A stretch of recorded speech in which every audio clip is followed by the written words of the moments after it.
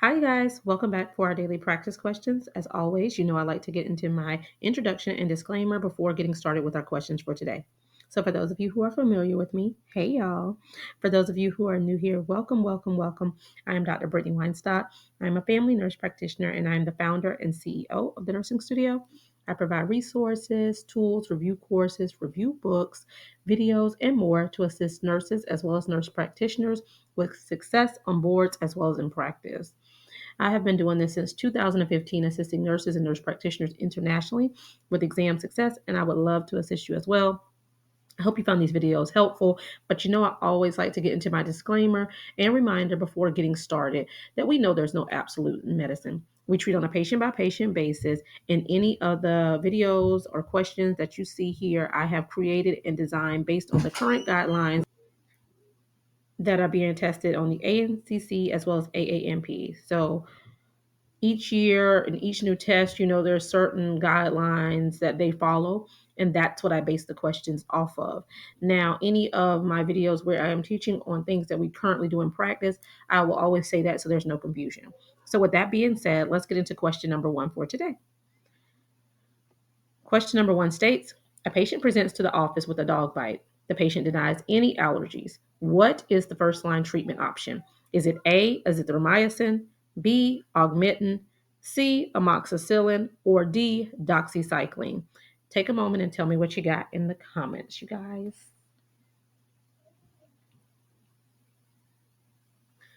All right, so I always recommend reading the stem of the question first so that it allows you to slow down and ensure you're answering what is even being asked. So here the stem of the question is, what is the first line treatment option? It's asking for first line therapy. That's key when you're looking at questions too, so you're not slipping up because it may say abortive therapy, it may say prophylactic therapy, it may say acute therapy, it may say first line. Look at what they're asking you so you're not missing things that you know the answer to. So here we're looking for the first line treatment of something. I tell you if it's asking for treatment, run it back and let's see what the diagnosis is. Look and see if they have already provided you with the diagnosis. If they have not, then we need to run it back a step further and look at the assessment findings and how they present themselves so that you're able to come up with a diagnosis, right? So here they have told us that the patient came in with a dog bite, right? They don't have any allergies. So what is first line therapy for any bite? Dog bite, cat bite, human bite.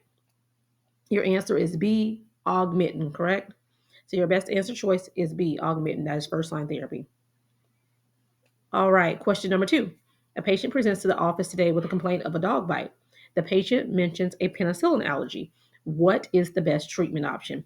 Is it A, amoxicillin, B, augmentin, C, clindamycin, or D, penicillin K?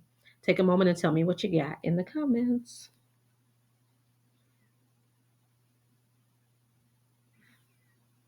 Okay, so stem of the question states, what is the best treatment option? So again, we're looking for treatments. It's asking for the best treatment option. So we need to run back and see what our diagnosis is. So here, again, this patient has a dog bite. But in this scenario, the patient has a penicillin allergy. Now we know that augmentin is first line therapy. We just discussed this. But make sure you know augmentin has a penicillin component, right? It is amoxicillin plus clavulanic acid that makes up augmentin. So we can't give augmentin. We don't want to give amoxicillin, and then we don't want to do penicillin K, although that's an option as well. So C, your best answer is clindamycin. Now, I like to go through the steps because in the event that you are redirected in practice or on boards, you don't need to just stop and know the first line. You need to know in the event that there's an allergy or they can't tolerate this or whatever the situation is, that you know how to pivot and know what the next second line therapy, third line therapy is for treatment. So other options for second line therapy is your clindamycin and your doxycycline. All right, so question number three. A 32-year-old pregnant female presents to the office with complaints of a dog bite on yesterday. She denies any allergies. What is the best treatment option? Is it A, augmentin, B, amoxicillin, C, azithromycin, or D, doxycycline? Take a moment and tell me what you got in the comments. All right, so again, you guys, we're looking for the best treatment option. Again, best treatment option. So what is our diagnosis and what is the scenario here? So again, we are dealing with a dog bite. In this situation, this is a 32-year-old pregnant female. She doesn't have any allergies. So how would you treat a 32-year-old pregnant female with a dog bite? Now, although Augmentin is first-line therapy, uh, this patient is pregnant. So the best treatment option for dog bites is C, azithromycin. We know we don't do doxycycline because we don't do tetracyclines in pregnant women and children under the age of 9, right? But azithromycin is the first line therapy for pregnant women with any bite, dog bites, cat bites, human bites. But you want to have a close monitoring on those patients just simply because they do have a higher failure rate with this, but that is what is most tolerated to treat bites. So I tried to give you a full series of this just so you can look at it because when I do sessions, I have noticed that y'all do know right offhand, hey, how do we treat bites? Augmentin. But in the event that there are allergies to penicillins, what do we do?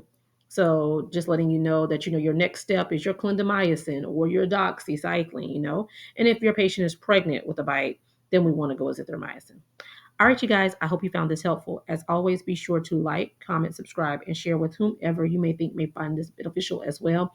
Thank you, thank you, thank you for all of you who have subscribed and joined the Nursing Studio family. We have reached 1,000 subscribers and are continuing to exceed. And we love having you here.